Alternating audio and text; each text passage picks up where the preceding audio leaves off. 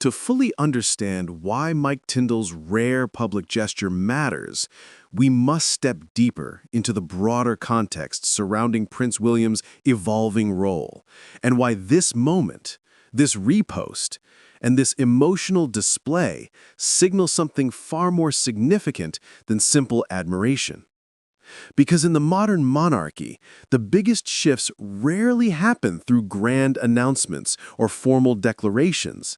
Instead, they reveal themselves in subtle movements, in the small decisions that ripple outward and quietly reshape the family's narrative. And Mike's choice to publicly elevate William's moment wasn't random. It was the product of years of shared experiences, years of family gatherings, years of seeing William behind closed doors, not as the future king, but as a cousin, a friend, a man. And while the public sees royal engagements and polished appearances, those closest to William see the person beneath the title, the weight he carries, the pressure he absorbs, and the responsibility he shoulders with a dignity that is rarely acknowledged fully.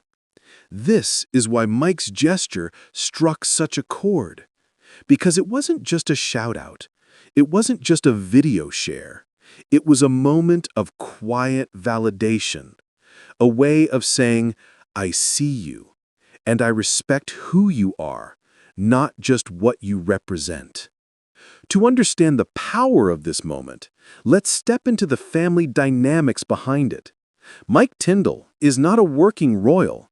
He receives no royal funding, performs no royal duties, and is under no obligation to defend or promote any senior member of the family. He protects his independence fiercely.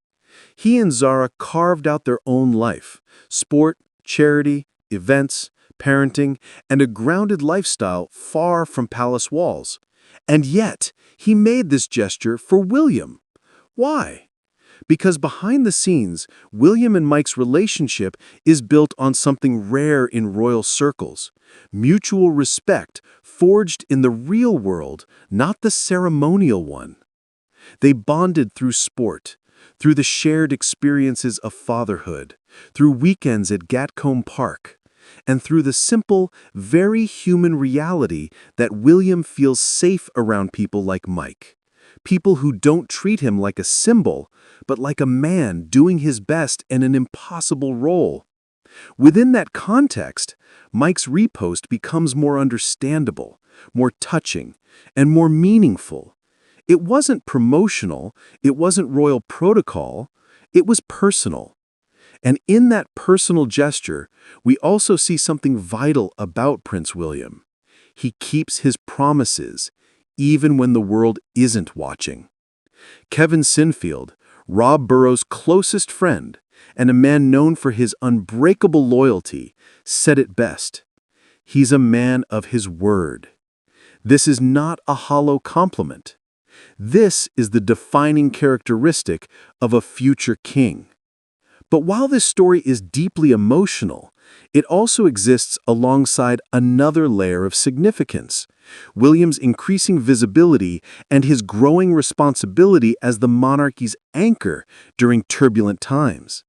Because while William was in Leeds, fulfilling a promise, the royal family was dealing with another swirl of controversy, another ongoing chapter involving Prince Andrew's final remaining title, and King Charles's determination to finally close that chapter. Against that backdrop, William's grounded leadership shines even brighter. This contrast matters, because the future of the monarchy will not be shaped by pomp or ceremony. It will be shaped by credibility. And credibility doesn't come from fancy events. It comes from moments like this: raw, human, authentic. It's not just William showing up to cut a ribbon. It's William showing up for a man whose voice was fading, but whose influence continues to roar across a nation. It's William telling a grieving family that their suffering created a center that will save lives. It's William keeping a promise he made long before the cameras were ready. This is why people respond to him. This is why Mike Tindall responded to him. This is why his leadership resonates far beyond palace walls. But now let's take a deeper look at the moment itself, what William said, how he carried himself, and why the images from that day left such an impression. When William walked into the new Rob Burrow Center for MND, he wasn't treated like a visiting dignitary. He was welcomed like a friend of the community. He spoke softly, gently, directly to Rob's children. He praised their bravery. He comforted their mother. He paid tribute to Rob's courage. And perhaps most notably, he didn't center himself in the moment. He centered Rob. He centered the family. He centered the cause. This is a quiet strength, a strength not every royal possesses. And it's exactly what people like Mike admire. Mike works in charities. He knows what authenticity looks like. He can tell when someone is just performing a role and when someone actually cares. William cared. That's why Mike reposted it. Not because of the monarchy, not because of royal obligation, but because of character. Now, let's talk about another dimension, one that royal watchers will appreciate: the symbolic weight of family unity. With the Windsor family stretched thin due to age, illness, controversies, and internal tensions, the monarchy needs visible unity more than ever. And while William and Catherine form the public face of the future, the extended family plays an increasingly important support role. Zara and Mike Tindall represent the informal branch of the family, the grounded, relatable relatives the public finds approachable. They are the royals people see at sporting events, charity runs, equestrian competitions, and even reality TV, thanks to Mike's appearance on I'm a Celebrity, Get Me Out of Here. They bring warmth and normalcy to an institution that is often criticized for feeling distant or detached. And when Mike publicly supported William, it created a ripple effect across the broader narrative of the royal family. It subtly aligned the Tindalls with William's leadership. It reinforced the perception that William commands respect across the family. It silenced critics who claimed the monarchy is fractured beyond repair. But beyond public optics, the gesture had private implications too. William has faced immense pressure since stepping into the role of Prince of Wales. Scrutiny, expectations, family responsibilities. The weight of being heir during a period of transition. Having someone like Mike in his corner, even quietly, matters. Family support is not a luxury for William. It's a necessity. And Mike's gesture was a quiet affirmation. We've got your back. This brings us to the next crucial element of this story: the legacy of Rob Burrow and why William's involvement goes deeper than symbolic charity. Rob Burrow inspired millions not because of talent, although he had extraordinary talent, but because of the courage he displayed when everything he loved was stripped away by MND. His body weakened, but his spirit strengthened, and his message was clear. Life is not measured by what you lose, but by what you fight for. William understood that. He recognized it, and he honored it. He didn't just show up for the center opening. He amplified Rob's legacy. This is why Rob's family reacted emotionally to his presence. This is why the MND community embraced the moment. This is why the rugby world felt it deeply. And this is why Mike Tindall, connected to both worlds, felt compelled to share it. Because the moment wasn't about royalty. It was about humanity.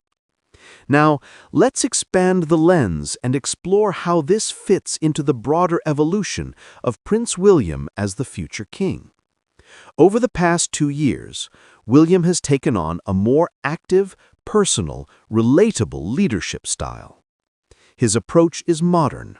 His tone is empathetic. His engagements increasingly focus on real families, real struggles, real communities. Causes like mental health, homelessness, early childhood development, emergency services, environmental sustainability, and now MND advocacy. He's not trying to be the perfect royal. He's trying to be the relevant one. And moments like the opening of the Rob Burrow Center prove he understands something fundamental about leadership in the 21st century. People don't follow titles. People follow authenticity. This is why William's influence is growing. This is why his public support remains strong. This is why gestures from people like Mike have impact, because they reinforce a narrative that matters. William is not just fulfilling a role. He is earning it. But to appreciate how powerful this is, we need to examine how rare it is inside the royal family for someone to be widely respected across both public and private circles. Royal history is filled with heirs who were dutiful but distant, present but disconnected, engaged but emotionally unavailable. William is charting a different path. He shows emotion without theatrics. He leads without arrogance. He honors commitments without fanfare. And this balance is precisely what will define his kingship one day. Now, as we move toward the conclusion of this story, let's turn our attention back to the man who unintentionally sparked all this reflection, Mike Tindall. Could he have simply watched the clip and kept scrolling? Yes, easily. That's what he's done for years. But he didn't. He chose to share it. That choice, simple as it seems, deserves acknowledgement, because it revealed three very important truths. Truth number one: William has earned deep respect from those closest to him, not because he is heir to the throne, but because of the man he is.